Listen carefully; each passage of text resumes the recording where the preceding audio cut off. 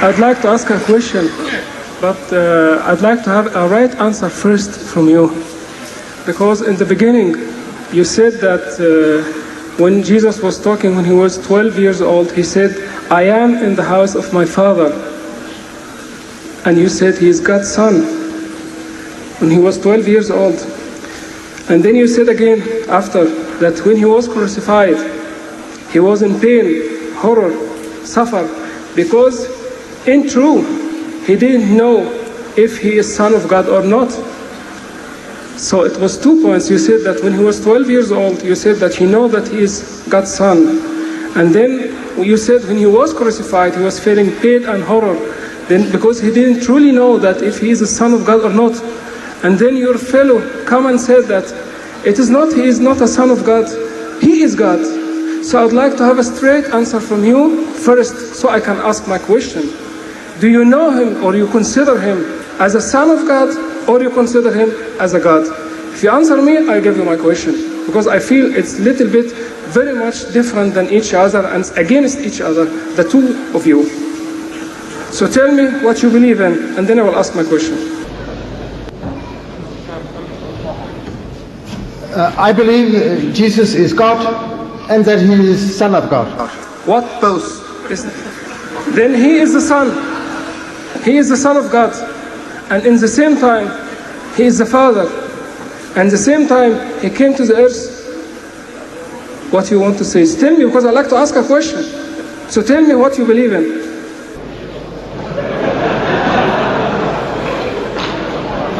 We say, both of us, that Jesus is God,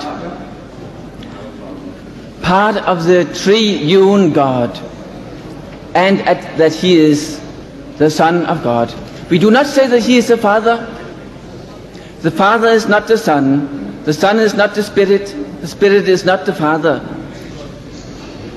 It is too big for my mind to think that he is free and still one. Shortly, you want to say that you believe in Trinity. Yes. The Father and the Son and the Holy Ghost. Yes. Okay, then my question is not to you. My question now will be to Mr. Didat, because he explained this point before many times, and he's better to explain it to you and to your fellow better than me. Please explain that to them, Dr. Didat.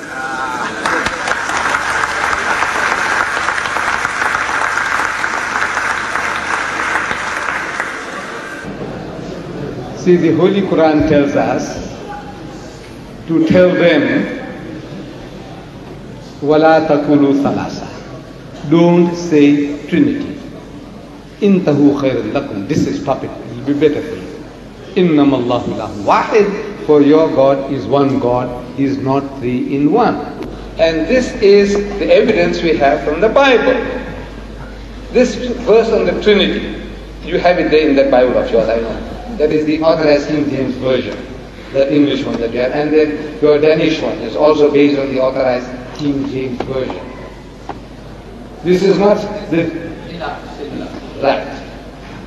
Now, there you find in the first epistle of John, chapter 5, verse 7. First epistle of John, chapter 5, verse 7. First epistle of John, chapter 5, verse 7.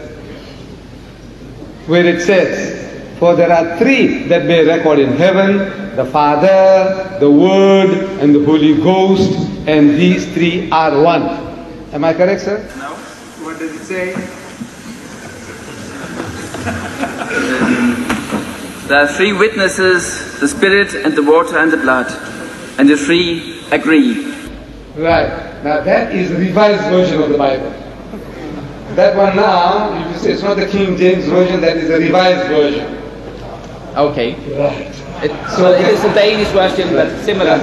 No. The English one, you read in the Danish one, that may be based on the revised version.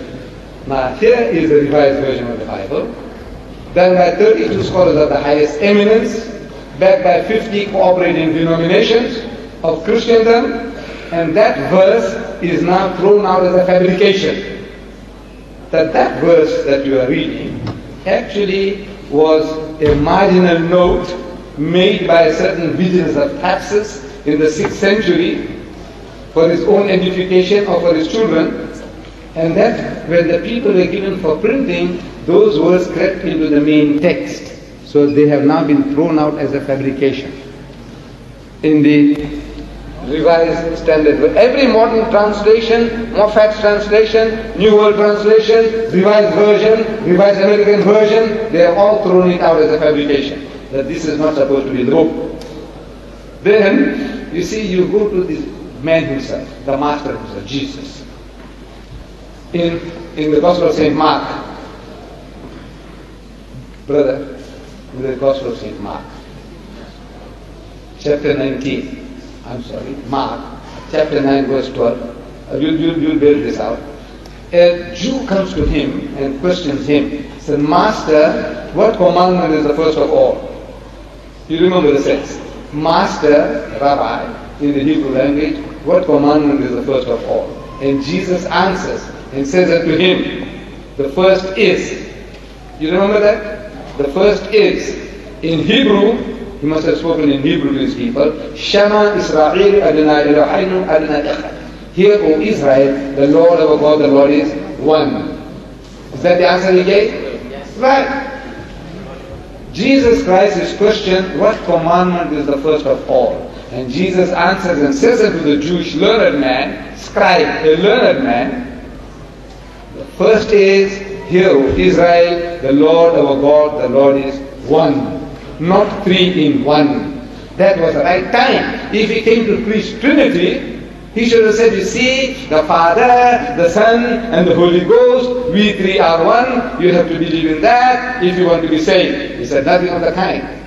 He repeats word for word what was given by Moses 1300 years before, without the change of a dot. Not one jot or one tittle, he said, shall pass from the law till all be fulfilled. Whosoever therefore shall break one of these least commandments, or shall teach men so, shall be called the least in the kingdom of heaven. Whosoever shall teach and do, shall be called great.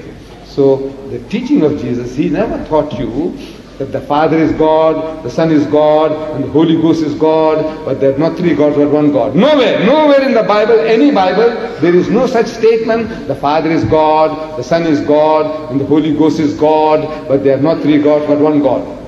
Is there any such thing in the Swedish Bible, Danish Bible? That the Father is God, the Son is God, and the Holy... That's what you say in your formula in your church. The Father is God, the Son is God, and the Holy Ghost is God, but there are not three gods but one God. Is there such a statement in the Bible? In your Bible, sir? No. I know in my Bible it doesn't exist. It's not there in my Bible.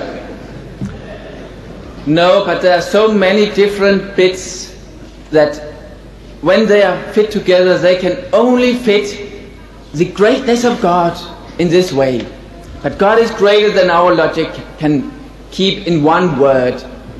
But this God says, it says, your book says, that God is not the author of confusion. Am I correct, sir? This is confusion. No. But it is teaching.